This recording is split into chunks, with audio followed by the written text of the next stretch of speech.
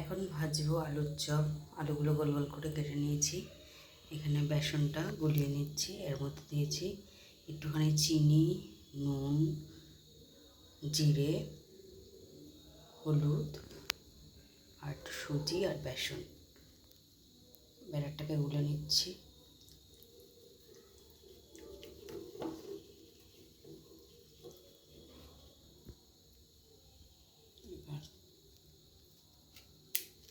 কড়াইতে তেল বসিয়ে দিয়েছি, তেল গরম হয়ে গেছে।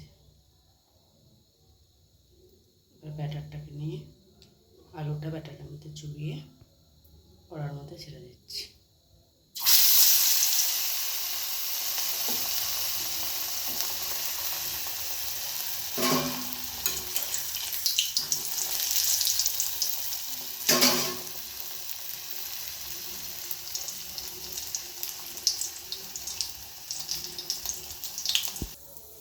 চপটা ভাজা হয়ে গেল, তুলে নিচ্ছি।